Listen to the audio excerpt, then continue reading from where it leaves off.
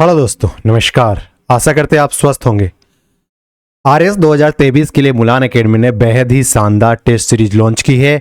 अभी play store पर जाइए, मुलान एकेडमी एप्लीकेशन को इंस्टॉल कीजिए और बेहतरीन टेस्ट अटेम्प्ट कीजिए और अपनी तैयारी की परख कीजिए। तो चलिए शुरू करते हैं आरएस सफलता सीरीज करंट अफेयर मंत्र सीरीज का पार्ट 4। रक्षा मंत्री राजनाथ सिंह, केंद्र शासित प्रदेश है उसमें सियोम पुल का उद्घाटन किया है, यानी सियोम पुल का उद्घाटन राजनाथ सिंह के द्वारा किया गया है। कौन से राज्य में अवस्थित है ये सियोम पुल? तो इसका आंसर होगा अरुणाचल प्रदेश, यानी भारत का सबसे पूर्वी राज्य कौन सा है? अरुणाचल प्रदेश। और वहां पे सियोम पुल का उद्घाटन किया गया है रक्षा मंत्री राजनाथ सिंह के द्वारा। तो स्पष्ट क्या हुआ? रक्षा मंत्री कौन है? राजनाथ सिंह। और सियोम है वो एक पुल है जो अरुणाचल प्रदेश में बनाया गया है और जिसका उद्घाटन राजनाथ सिंह जी के द्वारा किया गया है। भारतीय रेलवे के किस रेलवे स्टेशन को food safety and standard authority of India के द्वारा 5 स्टार रेटिंग दी गई, साथ ही साथ ईट राइट स्टेशन से सम्मानित किया गया? ठीक है, तो ईट राइट स्टेशन से सम्मानित और 5 स्टार रेटिंग तो किस रेलवे स्टेशन को दिया गया है? तो ये वाराणसी कैंट रेलवे स्टेशन है जो यूपी में है, इसे ईट राइट स्टेशन का दर्जा दिया है, साथ ही 5 स्टार रेटिंग दी है। ठीक है, एनटीपीसी लिमिटेड की पहली हरित हाइड्रोजन मिश्रण परियोजना का शुरुआत कहां किया गया है? तो हाइड्रोजन मिश्रित परियोजना, और इस बार हम किसकी बात कर रहे हैं? जो एनटीपीसी के द्वारा स्थापित की गई है। तो ये स्थापित की गई है कवास में, और कवास कहां है? कवास है गुजरात राज्य में। तो एक बार फिर से देखते हैं, एनटीपीसी की पहली हरित हाइड्रोजन परियोजना की शुरुआत कवास, जो कि गुजरात राज्य में, वहां से की गई है। भारत का पहला संविधान साक्षर जिला कौन सा है? भारत का पहला संविधान साक्षर जिला तो वो है कोल्लम। और कोल्लम कौन से राज्य में एक जिला है? तो एक केरल राज्य का एक जिला है। तो केरल ऐसे मामलों में चाहे साक्षर जिला हो, चाहे संविधान साक्षर जिला हो, चाहे डिजिटल साक्षर जिला हो, पहले नंबर पर रहता है अक्सर। तो यहाँ पे भी पहले नंबर पर केरल ही है। इस बार कोल्लम जिला है जो केरल का है, वो भारत का पहला संविधान साक्षर जिला बना है। अगले पॉइंट को देखते हैं, 5G तकनीक को लागू करने वाला भारत का पहला आकांक्षी जिला, वो आकांक्षी जिला जिसने 5G टेक्नोलॉजी को शुरू किया सबसे पहले, तो वो है विदिशा। विदिशा मध्य प्रदेश, मध्य प्रदेश का एक पार्ट है विदिशा, एक जिला है विदिशा, या एक संसदीय क्षेत्र है विदिशा। वहाँ पे भारत का पहला 5G टेक्निक लागू करने वाला आकांक्षी जिला बन गया है विदिशा। अगले बिंदु को देखते हैं, देश में पूरी तरह से डिजिटल बैंकिंग सेवा देने वाला राज्य, तो डिजिटल बैंकिंग सेवा देने वाला राज्य फिर से कौन सा होगा? तो इसका आंसर होगा केरल। कौन सा राज्य है जो पूरी तरह से डिजिटल बैंकिंग सेवा प्रदान कर रहा है अपने जितने भी नागरिक हैं उनको? तो वो हो गया अपना केरल राज्य। भारत के किस हवाई अड्डे को सर्वश्रेष्ठ स्थायी ग्रीनफील्ड हवाई अड्डे के पुरस्कार से सम्मानित किया गया? कौन सा अवार्ड है? सर्वश्रेष्ठ स्थायी ग्रीनफील्ड हवाई अड्डा, तो वो है गोवा मनोहर इंटरनेशनल एयरपोर्ट। मनोहर पारिकर के नाम पे इस एयरपोर्ट का नाम रखा गया है। गोवा का ये एयरपोर्ट है मनोहर इंटरनेशनल एयरपोर्ट, जिसे सर्वश्रेष्ठ स्थायी ग्रीनफील्ड हवाई अड्डे के पुरस्कार से सम्मानित किया गया है। विश्व आर्थिक मंच के द्वारा, वर्ल्ड इकोनॉमिक फोरम के द्वारा भारत के किस शहर में चौथी औद्योगिक क्रांति का 18वां वैश्विक केंद्र स्थापित किया जाएगा? तो विश्व आर्थिक मंच है और इसने चौथी औद्योगिक क्रांति, जो वर्तमान में औद्योगिक क्रांति चल रही है, इसे माना है कि ये औद्योगिक क्रांति चल रही है, औद्योगिक क्रांति का दौर है। और इस कौन सी औद्योगिक क्रांति इस बार? फोर्थ। और इसका 18वां वैश्विक केंद्र स्थापित किया है, तो कहाँ पे किया है? तो ये किया है हैदराबाद में। हैदराबाद तेलंगाना की कैपिटल है। तो फिर से देखते हैं, विश्व आर्थिक मंच भारत के कौन से शहर में चौथी औद्योगिक क्रांति का 18वां वैश्विक केंद्र स्थापित किया है? तो इसका आंसर होगा हैदराबाद, जो तेलंगाना में अवस्थित है। भारत का पहला ग्लोबल टूरिज्म इन्वेस्टर समिट, पहला ग्लोबल टूरिज्म इन्वेस्टर समिट पहला हो रहा है ग्लोबल टूरिज्म इन्वेस्टर समिट। इसका आयोजन कहाँ किया जा रहा है? तो देश की राजधानी नई दिल्ली में इसका आयोजन किया जा रहा है। देश के नंबर 1 पुलिस थाने का खिताब, यानी सबसे टॉप का पुलिस थाना कौन सा है? तो ये है अस्का। क्या नाम है? अस्का थाना। कहाँ पे अस्का थाना? तो उड़ीसा राज्य में एक थाना है अस्का थाना। इसे देश के सबसे बेस्ट थाने का खिताब दिया गया, या देश के नंबर 1 थाने का खिताब प्रदान किया गया। संघाई सहयोग संगठन, तो इस बार संघाई सहयोग संगठन की अध्यक्षता कौन सा देश कर रहा है? तो अपना प्यारा भारत कर रहा है। तो इससे संबंधित जो भी महोत्सव होंगे, जो भी कार्यक्रम होंगे वर्ष भर, वो भारत में होने वाले हैं। तो इसका फिल्म महोत्सव का आयोजन कहाँ पे किया गया? तो संघाई सहयोग संगठन के फिल्म महोत्सव का आयोजन किया गया। अपनी फिल्म कैपिटल कौन सी होगी? तो फिल्म कैपिटल मुंबई है, तो वहीं पे किया गया। उच्चतम प्लेटिनम रेटिंग के साथ हरित रेलवे स्टेशन का प्रमाण पत्र, उच्चतम प्लेटिनम रेटिंग और इसके साथ हरित रेलवे स्टेशन का प्रमाण पत्र किसे दिया गया? तो ये विशाखापत्तनम रेलवे स्टेशन है, इसे उच्चतम प्लेटिनम रेटिंग के साथ हरित रेलवे स्टेशन का प्रमाण पत्र दिया गया। अब कई रेलवे स्टेशन को अलग अलग अवार्ड मिलेंगे, लेकिन आपको कनेक्ट करना है कि इसको कौन सी श्रेणी में मिला है।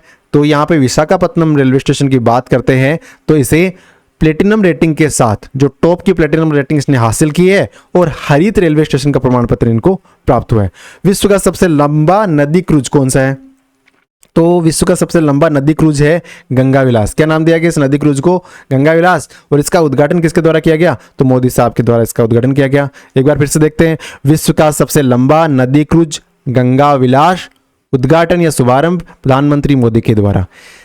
देश के किस स्थान पर सोने के सिक्के देने वाला दुनिया का पहला एटीएम, यानी ऐसा एटीएम है जो सोने का सिक्का देता है? जैसे जो मुर्गी होती है सोने का अंडा देती है, इस प्रकार से ये एटीएम है, सोने के सिक्के देता है। तो ये कहाँ स्थापित किया गया है? तो ये हैदराबाद में स्थापित किया गया है। और इस प्रकार का रियल टाइम में गोल्ड का सिक्का देने वाला पहला एटीएम है पूरी दुनिया भर में। देश की सबसे ऊंची इमारत कौन सी है?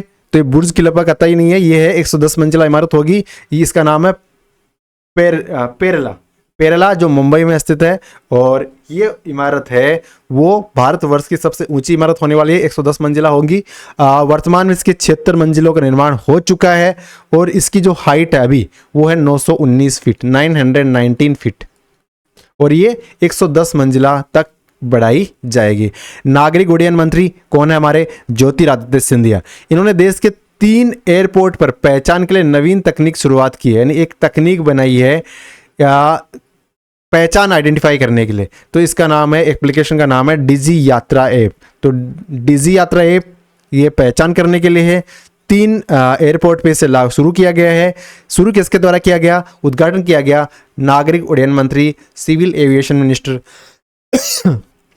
ज्योतिरादित्य सिंधिया साहब के द्वारा। देश का पहला ग्रीनफील्ड एक्सप्रेसवे, अब कई सारे ग्रीनफील्ड एक्सप्रेसवे बन गए, ठीक है, लेकिन पहला कौन सा है? पहला है नागपुर से मुंबई ग्रीनफील्ड एक्सप्रेसवे। कौन सा है? नागपुर से मुंबई ग्रीनफील्ड एक्सप्रेसवे, ये पहला ग्रीनफील्ड एक्सप्रेसवे, ठीक है। लेकिन इस एक्सप्रेसवे को क्या नाम दिया गया है? तो इसे समृद्धि एक्सप्रेसवे के नाम से जाना जाएगा। तो प्रश्न ये बनेगा, पहला ग्रीनफील्ड एक्सप्रेसवे, हमारा उत्तर होगा नागपुर एक्सप्रेसवे, नागपुर मुंबई एक्सप्रेसवे। और इस नागपुर मुंबई एक्सप्रेसवे को नाम क्या दिया गया है? समृद्धि एक्सप्रेसवे। या पहला ग्रीनफील्ड एक्सप्रेसवे कौन सा होगा? तो आपका आंसर होगा समृद्धि एक्सप्रेसवे। तो इसको किसी भी प्रकार से प्रश्न में कनेक्ट कर सकते हो। भारत का सबसे बड़ा पवन टरबाइन स्थापित किया गया। तो पवन टरबाइन पूरे भारतवर्ष का सबसे बड़ा कौन सा है? तो इसे गुजरात में स्थापित किया गया है। और इसकी क्षमता, अगर बड़ा है तो क्षमता देखेंगे तो 5.2 मेगावाट है, मतलब 5 मेगावाट से भी ज़्यादा मेगावाट क्षमता का है ये पवन टरबाइन, जो गुजरात राज्य में स्थापित किया गया है और भारत का सबसे बड़ा पवन टरबाइन है। प्रधानमंत्री के द्वारा अदालतों के कामकाज को टेक्नोलॉजी से जोड़कर आम आदमी के लिए सहज बनाना और थोड़ी स्पीड तेज करना, क्योंकि अदालतों के कामकाज वो थोड़े ढीले हैं, कम मतलब समय पे नहीं हो रहा लोगों का निस्तारण, जो भी मामला था उनका। तो प्रधानमंत्री साहब ने इसके लिए, इस कमी को दूर करने के लिए ई कोर्ट परियोजना की शुरुआत की है। क्या नाम दिया है? ई कोर्ट परियोजना। ई कोर्ट परियोजना का उद्देश्य आम आदमी के लिए सहज और तेज जो लीगल काम है वो प्रोवाइड कराना। उद्घाटन मोदी साहब के द्वारा किया गया। मोदी साहब के द्वारा स्टेच्यू ऑफ प्रॉस्पेरिटी का उद्घाटन किया गया। कहाँ पे? तो देखो स्टेच्यू ऑफ प्रॉस्पेरिटी है ना, ये है बेंगलोर में स्थापित किया गया है। कहाँ पे? बेंगलुरु में स्टेच्यू ऑफ प्रॉस्पेरिटी का उद्घाटन किया गया है मोदी साहब के द्वारा। अच्छा, स्टेच्यू है, किसका स्टेच्यू बनाया गया है? तो ये श्री नाद प्रभु केम्पेगौड़ा है, नाद प्रभु केम्पेगौड़ा है, इनकी स्टेच्यू बनाया गया है। 108 फीट ऊंचा प्रतिमा है और किससे बनी है? ये कांस्य से बनी है और इसको नाम क्या दिया गया है? Statue of prosperity. तो प्रश्न इस प्रकार बनेंगे, स्टेच्यू ऑफ प्रॉस्पेरिटी कहाँ स्थापित किया गया है? बेंगलुरु में। किसका स्टेचू बनाया गया है? श्रीनाथ प्रभु केम्पेगौड़ा का। और किस धातु से बना है? तो एक कांस्य से बना है। देश का पहला multi modal logistic park, multi modal logistic park तो बहुत सारे स्थापित हो गए, लेकिन पहला कौन सा है? तो यह है तिरुवल्लुवर, तमिलनाडु में जो बनाया गया है पहला मल्टी मॉडल लॉजिस्टिक पार्क। भारतीय जैविक डेटा केंद्र IBDC, इसका उद्घाटन कहां पे किया गया? तो जैविक डेटा केंद्र कहां पे स्थापित किया गया है? फरीदाबाद में। फरीदाबाद कहां पड़ता है? हरियाणा में। संयुक्त राष्ट्र सुरक्षा परिषद की आतंकवाद निरोधी समिति की बैठक अब कहां हुई है? ये तो संयुक्त राष्ट्र सुरक्षा परिषद की जो आतंकवाद निरोधी बैठक है ये भारत में हुई है। इस परिषद में कितने सदस्य हैं? तो संयुक्त राष्ट्र सुरक्षा परिषद में 15 सदस्य है, जिसमें 10 अस्थायी है, 5 स्थायी है।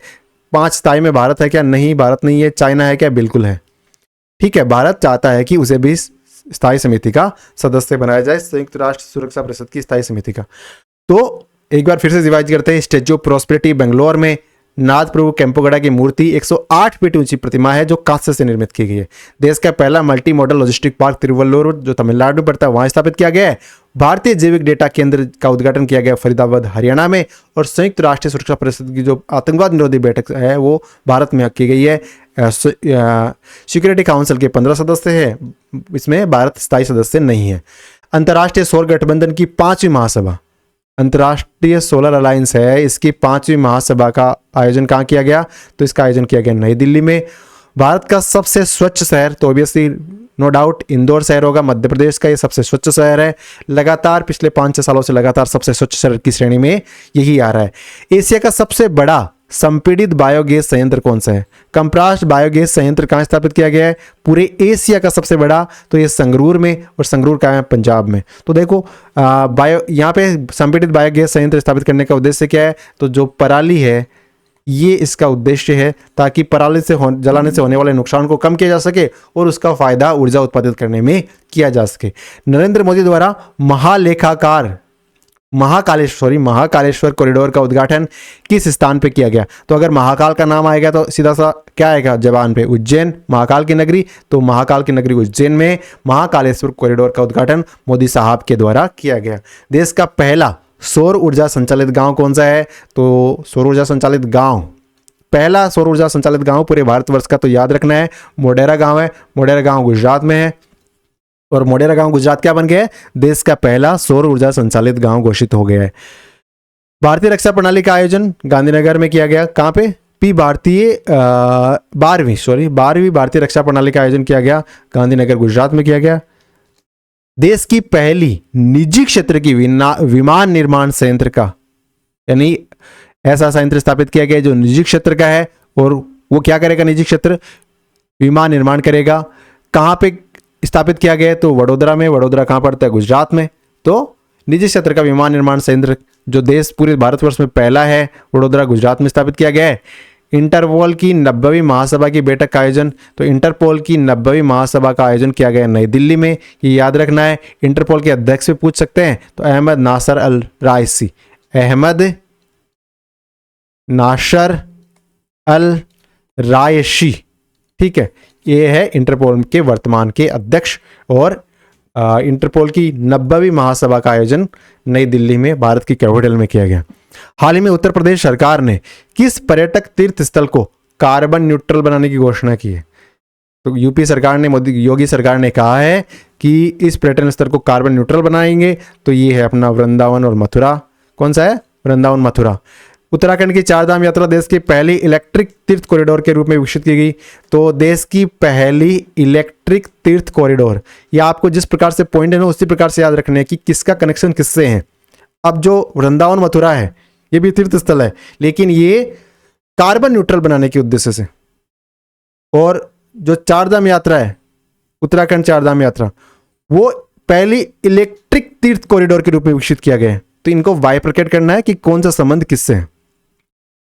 भारत के 2070 तक शून्य कार्बन उत्सर्जन का टारगेट रखा है, बिल्कुल रखा है। जम्मू के सांवा जिले के अंदर एक पंचायत है, पंचायत का नाम है पल्ली पंचायत है ना, वो पूरे भारतवर्ष की पहली कार्बन न्यूट्रल पंचायत बन चुकी है। और इस प्रकार देश की जितनी भी पंचायतें सबको कार्बन न्यूट्रल बनाएंगे तो 2070 तक भारत क्या है? शून्य कार्बन उत्सर्जन वाला देश बन जाएगा, कार्बन न्यूट्रल देश बन जाएगा। राष्ट्रीय महिला आयोग द्वारा महिलाओं और बालिकाओं को डिजिटल रूप से सशक्त बनाने के लिए और कौशल प्रदान करने के लिए योजना शुरू की गई है। योजना का नाम क्या है? डिजिटल शक्ति अभियान 4.0। यानी इससे पहले 3 अभियान हो चुके हैं और अब 4.0 अभियान शुरू किया गया है। अब लेकिन महत्वपूर्ण बात क्या है? ये तो प्रश्न नहीं बनेगा, प्रश्न बनेगा राष्ट्रीय महिला आयोग के अध्यक्ष कौन है। तो वर्तमान में राष्ट्रीय महिला आयोग की अध्यक्ष है रेखा शर्मा मैडम। कौन है? रेखा शर्मा। ठीक है, ये क्या है? वर्तमान में राष्ट्रीय महिला आयोग की अध्यक्ष है।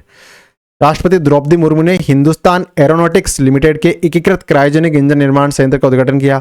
तो हिंदुस्तान एरोनॉटिक्स लिमिटेड का जो क्रायोजेनिक इंजन निर्माण संयंत्र बनाया गया है, नया ही स्थापित किया गया है, ये बेंगलुरु में स्थापित किया गया है और इसका उद्घाटन किया गया है हमारे राष्ट्रपति द्रौपदी मुर्मू मैडम के द्वारा।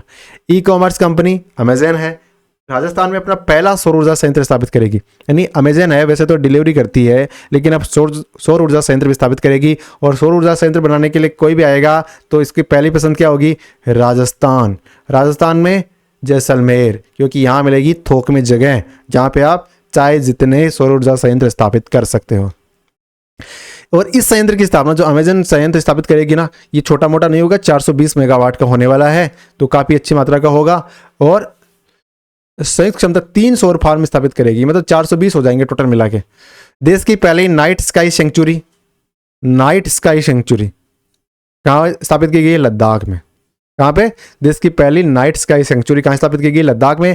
भारत के किन शहरों को UNESCO global network of learning cities में शामिल किया गया है?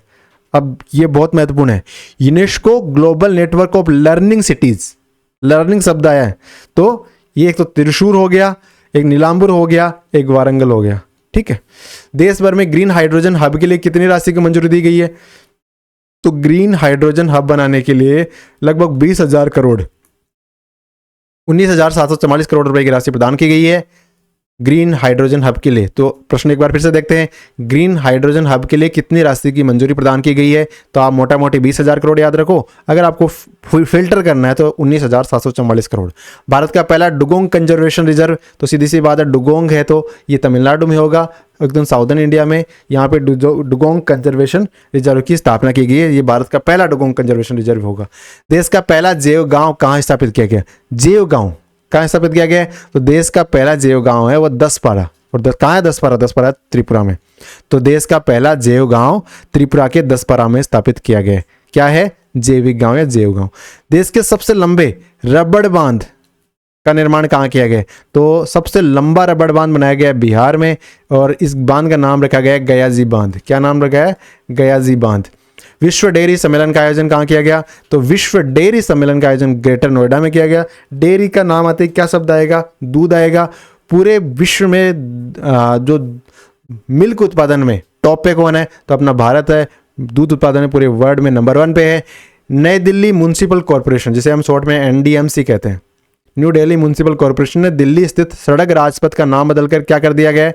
तो पहले राजपथ था इस सड़क का नाम, अब उस पथ का नाम कर दिया गया कर्तव्य पथ। किसने किया है?